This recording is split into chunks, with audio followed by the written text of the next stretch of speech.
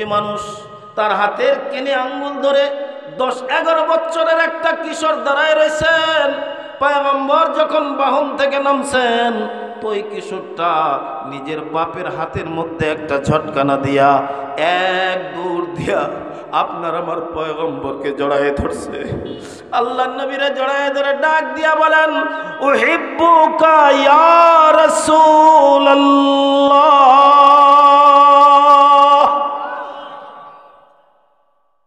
আপনার আমার পয়গম্বরকে জড়ায়ে ধরে ডাক দিয়া বলেন, ওগো সরকার, আমি আপনারে ভালোবাসি। নবীজি বুক থেকে বাচ্চাটার মাথা উঠায় দেখেন পূর্ণিমা চাঁদের মতো চেহারা, চোখ দিয়া তার অশ্রু গড়ায়, মুখে মুস্কি হাসি। নবী ডাক দিয়া বলেন, কি বললে আবার বলো। বালক বলে, নবীজি আপনাকে ভালোবাসি, ভালোবাসি। সুবহানাল্লাহ বলেন। পেয়েছি তিনি সর্বশেষ আসলেও সর্বপ্রথম পয়গম্বরের চাইতেও তার মান আর মর্যাদা বেশি। সুবহানাল্লাহ বলেন। সাইয়্যিদুল কাউনাইন খাতামুল মুরসালিন, সাইয়্যিদুল কাউনাইন খাতামুল মুরসালিন, আখির আমদ বুদে ফখরুল আউয়ালিন, আখির আমদ বুদে ফখরুল আউয়ালিন। বাপ তার বেটাকে শিখাইতেছে, ওই নবীকে নিজের জীবনের চাইতেও বেশি ভালোবাসবি, আমি বাপের চাইতেও বেশি ভালোবাসবি, তোর মায়ের চাইতেও বেশি ভালোবাসবি, জগতের সব কিছুর চাইতে বেশি ভালোবাসবি। ওই নবীর প্রেমে যদি ময়রা যাস, তো তুই জান্নাতে গিয়া হাসবি, হাসবি। আল্লাহু আকবার বলেন। ইহুদিরা তাদের সন্তানদেরকে শিখাইতেছে যে নবী মদিনায় আসতেছে, যদি পৃথিবীর কোনো মানুষকে ভালোবাসা যায়, নবীর চাইতে বেশি কাউকে ভালোবাসা যায় না। কারণ নবীর ভালোবাসা, এ বেটা তোরে মাওলায়ে পাকের জান্নাত পর্যন্ত পৌঁছায় দেবে।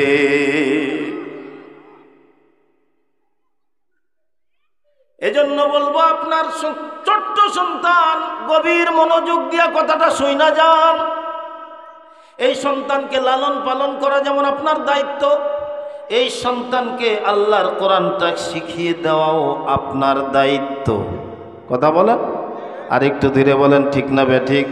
এজন্য মহিতুর কোরআনের আলো দিয়া ভরপুর, আল্লাহ বাড়ায় দিক আরো জৌলুস নূর। জোরে বলুন আমিন। সরকারে দু আলম মদিনায় আসছেন, বড় চমৎকার তথ্য দিয়া দেই। কোবা পল্লীতে আবু আইয়ুব আনসারীর বাড়ির সামনে নবীজির বাহন বসে পড়ছে। আল্লাহর পয়গম্বর বাহন থেকে নামছেন। ঠিক দূরত্বটা কেমন হবে? ধরুন এখানে আবু আইয়ুব আনসারীর বাড়ি, আপনাদের মাঠের শেষ প্রান্ত ওই রাস্তায় একজন মুরব্বী মানুষ, তার হাতের কেনে আঙ্গুল ধরে 10-11 বছরের একটা কিশোর দাঁড়ায় রয়েছেন। পয়গম্বর যখন বাহন থেকে নামছেন, তো ওই কিশোরটা নিজের বাপের হাতের মধ্যে একটা ঝটকানা দিয়া এক দৌড় দিয়া আপনার আমার পয়গম্বরকে জড়ায়ে ধরছে। আল্লাহর নবীরে জড়ায়ে ধরে ডাক দিয়া বলেন, উহিব্বুকা ইয়া রাসূলুল্লাহ।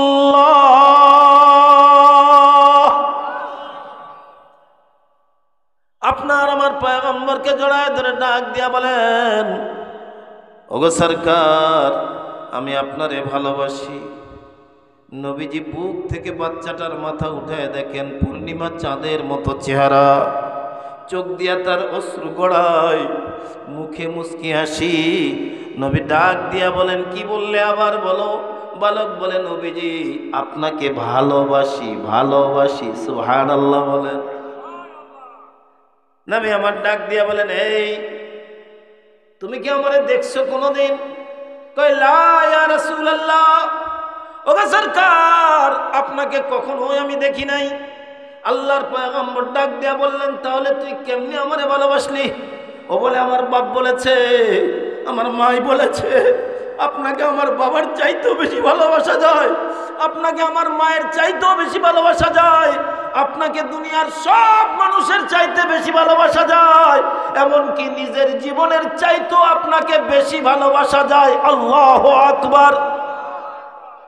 আপনারা সবাই জানেন, নবী যখন মদিনার শহরের ভিতরে ঢোকেন, মদিনার ছোট্ট ছোট্ট বালকেরা পয়গম্বরের চতুর্দিক থেকে ঘেরাও করে ধরছে, হাত হাতে ধইরা তারা আনন্দের অতিশয্যায় গিয়া গাইতে থাকে, তলাল বদরু আলাইনা মিন সানিয়াতিল বিদাই ওয়াজাবাশ শুকরু আলাইনা মাদা লিল্লাহি দাই। সরকারে দু আলমের সামনে যখন বালকগুলো আনন্দ মিশ্রিত কণ্ঠে এই সুরেলা কণ্ঠ আবৃত্তি করে, পয়গম্বরের হৃদয়টা যেন ভেঙ্গে চুরমার হয়ে যায়। আমি নবী যেখানে জন্ম নিলাম, যেখানে কাটলো আমার সারাটা জীবনের রাত্রি দিন, যেই মানুষগুলো আমার আচরণে আমারে ডাক দিয়া বলল আলামিন, তাওহীদের দাওয়াত দিতে গিয়া ওরা আমার সঙ্গে দিল পাল্লা, আপনজন বুঝলো না, ওরা কেটে নিতে চাইলো আমার কাল্লা। আজকে মদিনার বালকগুলো আমি নবীরে নিয়ে আনন্দের গান গায়। আপনার আমার পয়গম্বর হাঁটু গেড়ে বসে পড়ছেন, বালকগুলোর বুকের মধ্যে জড়ায় নিছেন। সরকারে দু আলম ডাক দিয়া বলেন, এ বালকেরা, আজকে তোমরা যেভাবে আমি নবীরে ভালোবাসতেছ, অদূর ভবিষ্যতে যদি এই মদিনার জমিনে কাফের বেঈমানরা আমারে মারতে আসে, আক্রমণ করতে আসে, তখন তোমরা কি করবে?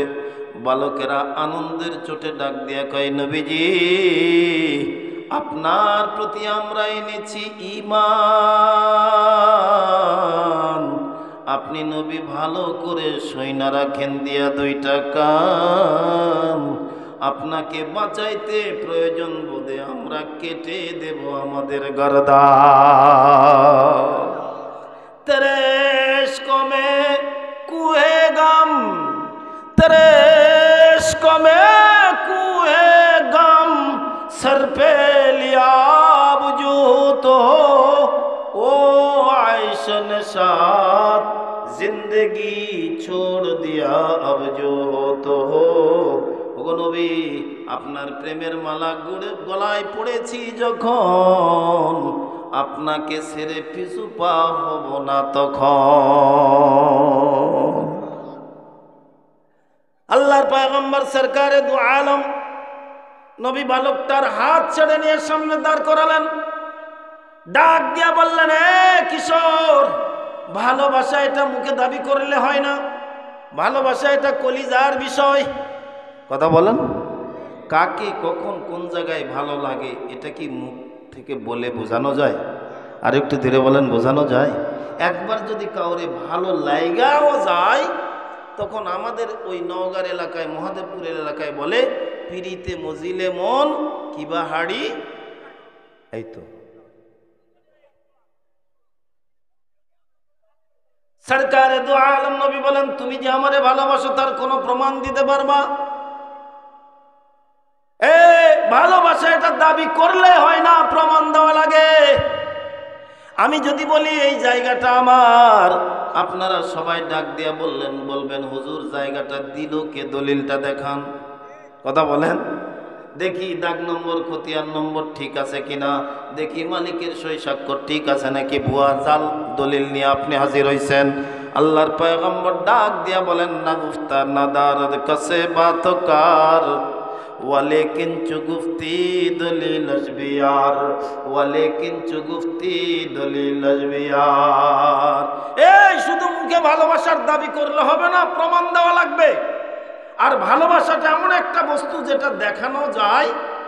কথা বলেন, দেখানো যায়, কিন্তু অন্তরের ভালোবাসা যদি প্রকাশ পাওয়া যায়, মানুষ সমাজে ওই ভালোবাসা যেটা মানুষ বলে, এই ভালোবাসা প্রকাশ পাইলে লাঞ্ছনা গঞ্জনা আসে। যেমনটি ইমরুল কায়েস, তার বাবা তাকে সঙ্গে করে নিয়ে খানায় কাবায় চলে গেছে। আপনারা সবাই জানেন লাইলি মজনুর কিচ্ছা, আমিও কিচ্ছা বলতে চাই না। কিতাবে এসেছে ইমরুল কায়েসকে নিয়ে খানায় কাবার বারান্দায় গেছে। বন্ধুগো, আরশের মালিকের লাখ কোটি শুকর, আল্লাহ তাআলা এই দুইটা হাত বহুবার কাবার দেওয়ালে লাগানোর সুযোগ কইরা দিছে। দোয়া করি আল্লাহ তাআলা আপনাদের সকলকেই আল্লাহর ঘর তওয়াফের সুযোগ করে দিক। জোরে বলুন আমিন।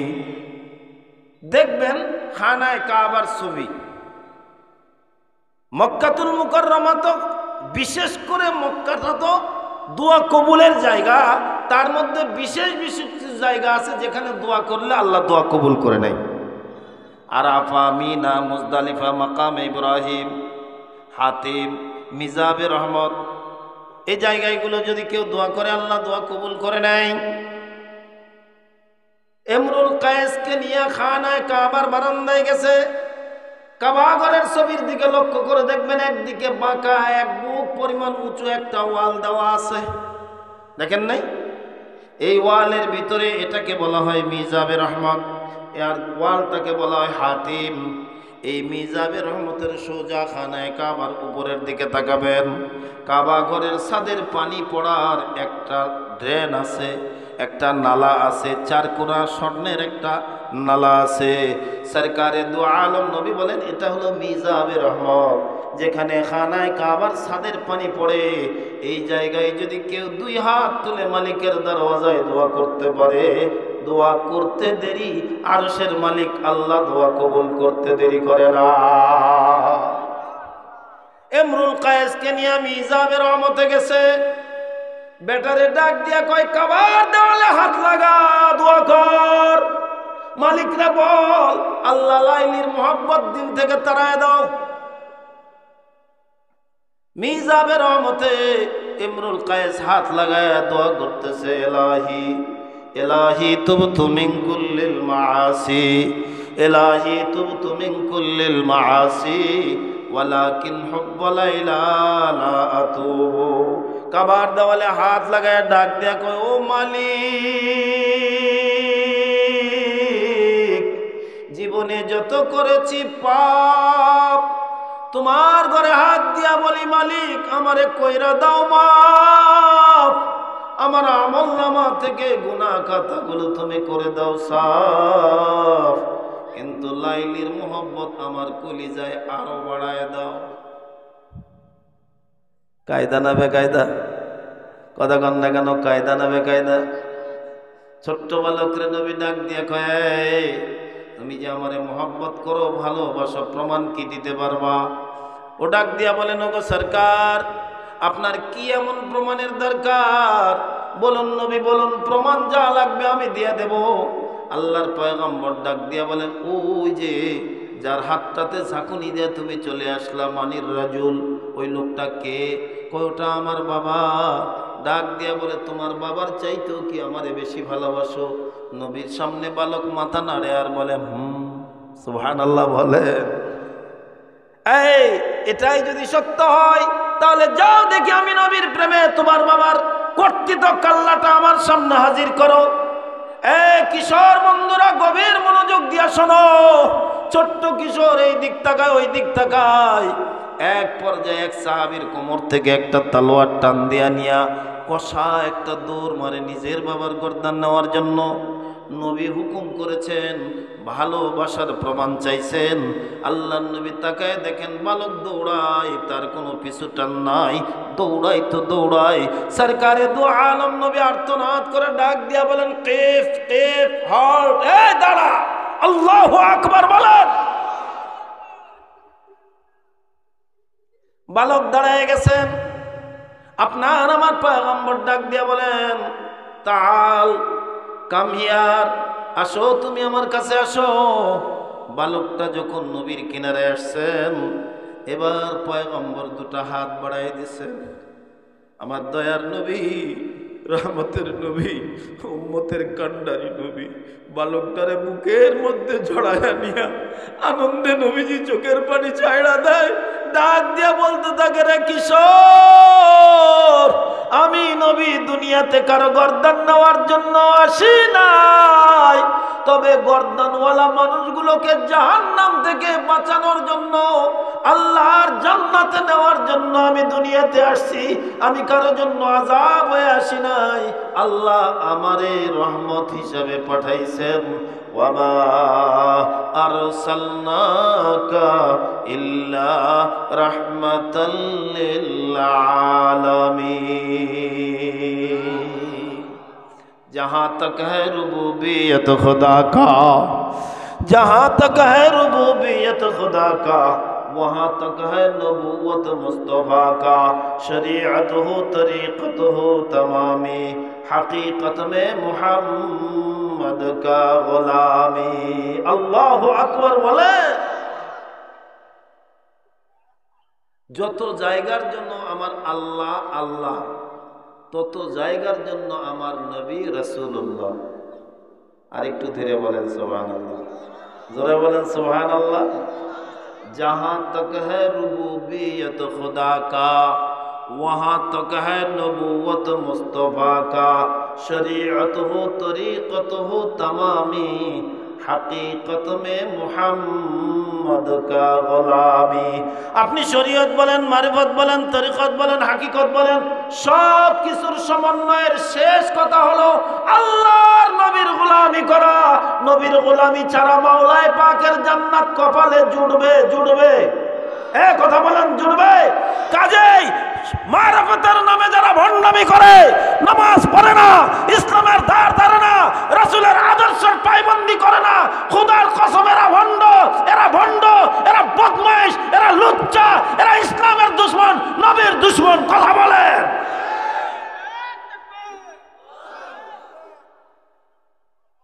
আল্লাহ নিজেই বলেন, কুল ইন কুনতুম তুহিব্বুনাল্লাহ, কুল ইন কুনতুম তুহিব্বুনাল্লাহ ফাত্তাবিউনি ইউহিব্বুকুমুল্লাহ।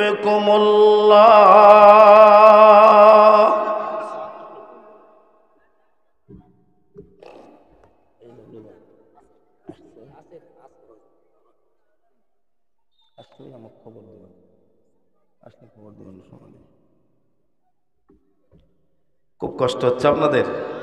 আলোচনাটা কেবল শুরু হয়েছে। আমাদের কলবের রোগ কয়টা বলছি? আর একটু ধীরে বলেন, কয়টা? এই 10টা রোগের 1 নম্বর রোগের নাম কি? লোভ। লোভ লোভ।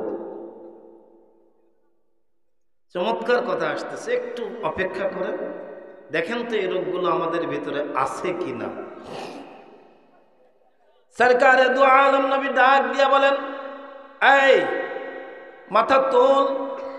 মাথা উঠাইছেন। আল্লাহর নবী ডাক দিয়ে বলেন, আমি কারো গর্দান নেওয়ার জন্য আসি নাই। মনে আছে? আমি এসেছি গর্দানওয়ালা মানুষগুলোকে জাহান্নাম থেকে বাঁচায়া আল্লাহর জান্নাতে নিতে। কিশোর, এখন আমি নবীর মন বলছে, সত্যি তুই আমারে ভালোবাসিস, আমিও নবী বললাম তোরে ভালোবাসি। আল্লাহু আকবার বলেন। আল্লাহর পয়গম্বর তারে ছুটালেন, ডাক দিয়া বললেন, মা ইসমুক, হোয়াট ইজ ইয়োর নেম? বালক, তোমার নাম কি? ও বলে, আমার নাম তালহা। ওই যে তোর বাপ দাঁড়িয়ে আছে, তোর বাপের নাম কি? কয় বারা। পয়গম্বর 13 থেকে 14 দিন কুবা পল্লীতে থাকলেন। আবু আইয়ুব আনসারীর বাড়ি থেকে পয়গম্বর মদিনায় চলে গেলেন। কয়েকদিন পরে কুবা পল্লী থেকে একদল সাহাবী নবী কামলিওয়ালার সঙ্গে সাক্ষাৎ করতে গেছেন। আল্লাহর পয়গম্বর তাদেরকে ডাক দিয়া বলেন, এই কোথা থেকে আপনারা আসছেন? আমরা কুবা পল্লী থেকে এসেছি। ওহো, কুবা পল্লীতে আমার একটা পাগল আছে। সুবহানাল্লাহ, জোরে বলেন।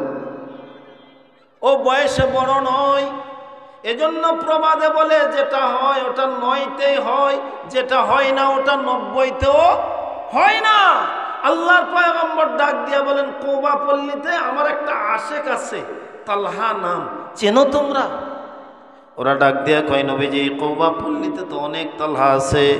তালহা ইবনে উবাইদুল্লাহ, তালহা ইবনে সালাম, তালহা ইবনে বারা। আল্লাহর পয়গম্বর বলেন, নাম নাম, তালহা ইবনে বারা।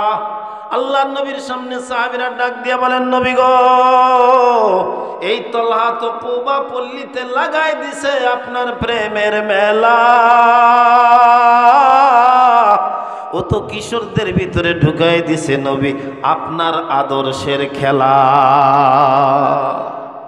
কুবা পল্লীতে এমন একটা কিশোর নাই যে কিশোরের কলিজায় আপনার মহব্বত আর ভালোবাসা ঢুকায় নাই। ও এমন ভাবে ওদেরকে তালিম দেয়, এমন ভাবে ওদেরকে বোঝায়, ওরা যেন চোখেও দেখে নবী, বলেও নবী, হৃদয়ে নবীর ছবি। সরকারে দু আলম নবী কমলিওয়ালার কলিজাটা ভরে গেল।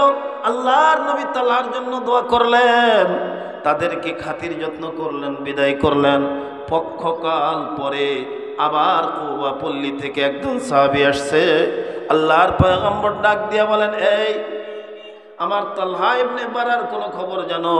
ওরা ডাক দিয়া বলেন, নবীজি আপনি জানেন না, আজ থেকে 10-12 দিন হলো ও তো অসুস্থ, বিছানাগত হয়ে গেছে, শরীরের চামড়া হাড্ডির সঙ্গে লেগে গেছে, বিছানা থেকে উঠতে পারে না, কিছু খাইতে পারে না, বলতেও পারে না।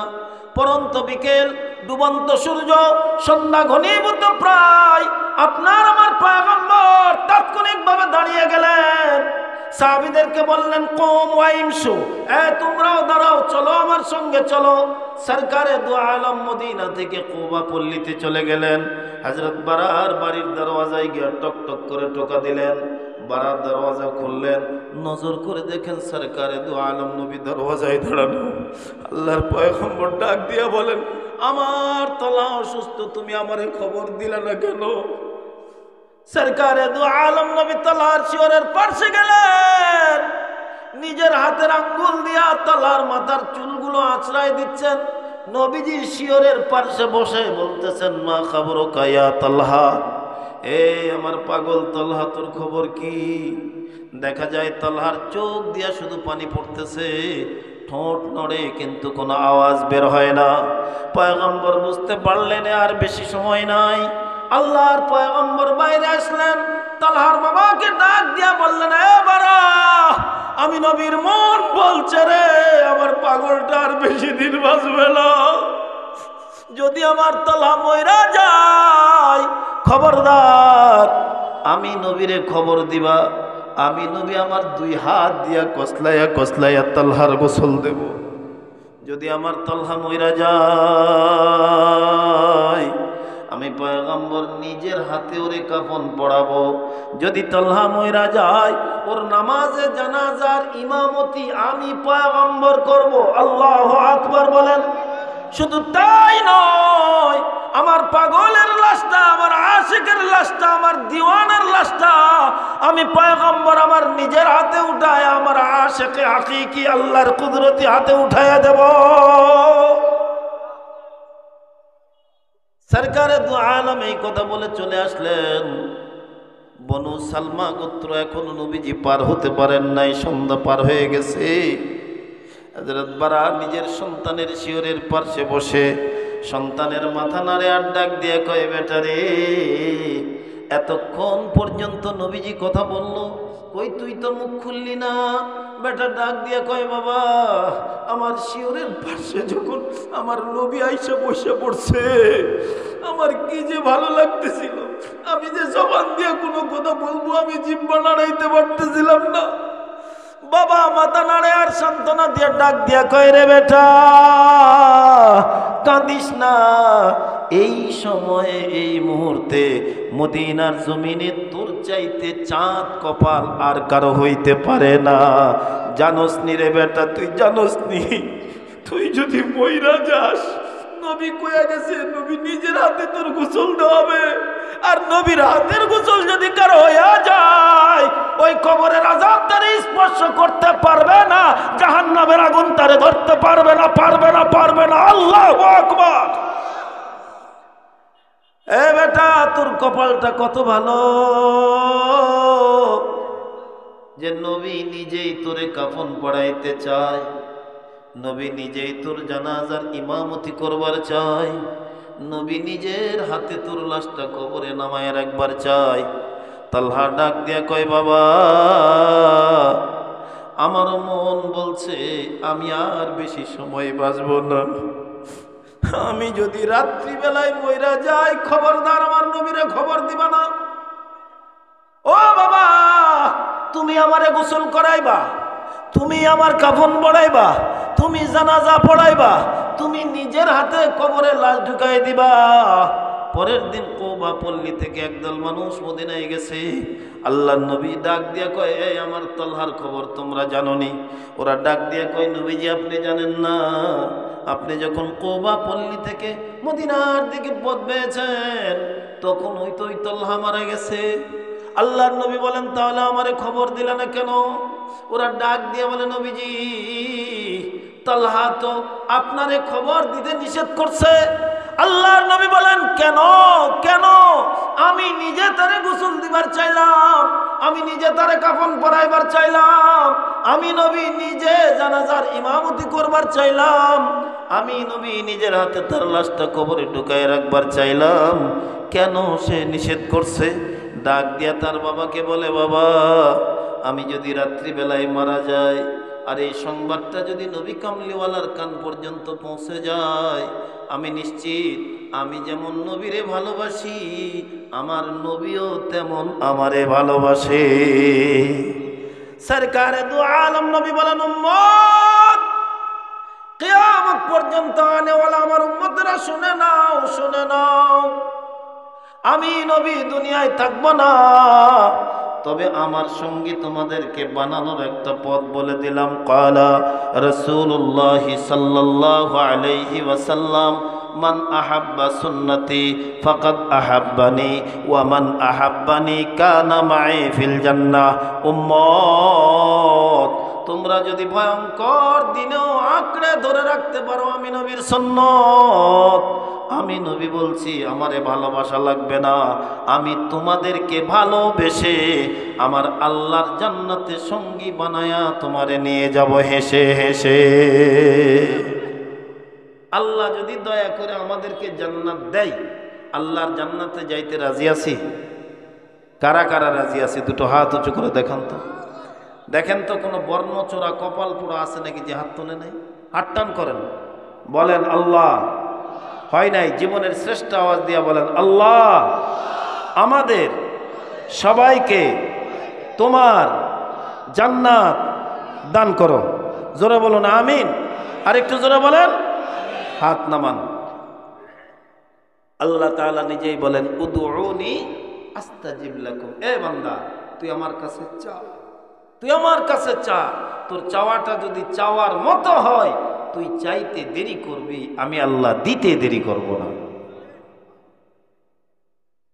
সাহাবী ডাক দিয়া বলেন, নবীজি তালহাকে তার বাবাই প্রস্তাব দিয়েছিল যে নবী বলে গেছেন নবী এই এই কাজগুলো সম্পন্ন করবে। ও ডাক দিয়া কয়, বাবা আমি যদি রাত্রিবেলায় মারা যাই, নবীকে খবর দিলে রাত্রিবেলায় নবীজি ছুটে আসবে আমার গোসল দেওয়ার জন্য, নবী রাত্রিবেলায় চলে আসবে আমার কাফন পড়াতে, আমার জানাজার ইমামতি করতে, আমার লাশ দাফন করতে। কিন্তু বাবা এখনো আমি দেখছি এই কুবা পল্লীর ভিতরে কিছু বেঈমান আছে, কিছু মুনাফিক আছে। আমার নবী যদি আমার জানাজায় আসে, ওরা যদি টের পায়, হইতে পারে আমার নবীর উপরে আক্রমণ করবে, অথবা ওরা আক্রমণ নাই বা করলো, আমি তালা মইরা গেছি এই সংবাদ যদি আমার নবী পাওয়া যায় রাত্রিবেলায়, তাহলে রাতের নিকষ অন্ধকারে পয়গম্বর দ্রুত গতিতে কুবা পল্লীতে আসার চেষ্টা করবে। আল্লাহ না করুক পথের ভিতরে যদি কোনো ইট কঙ্কর পাথর লাইগা নবীর পা ফাইটা যায়, ও বাবা নাইবা হলো নবীর হাতে আমার গোসল, নাইবা হলো নবীর হাতে আমার কাফন, নাইবা আমার পয়গম্বর জানাজার ইমামতি করলো, নাইবা নবীর দুই হাতে আমার লাশটা কবরের ভিতরে নামায় রাখলো। এত কিছু হওয়ার পিছনে যদি আমার নবীর পায়ে একটা পাথরের আঘাত লাগে, আমি তালহা কশ্চিন কালে এটা বরদাস্ত করতে পারবো না। আল্লাহর পয়গম্বর কোকিয়ে উঠলেন, সাহাবীদেরকে বললেন, উঠো চলো যাই। সরকারে দু আলম নবী একদম কুবা পল্লীতে গেলেন, হযরত তালহার কবরের সামনে পয়গম্বর দাঁড়ালেন। আল্লাহ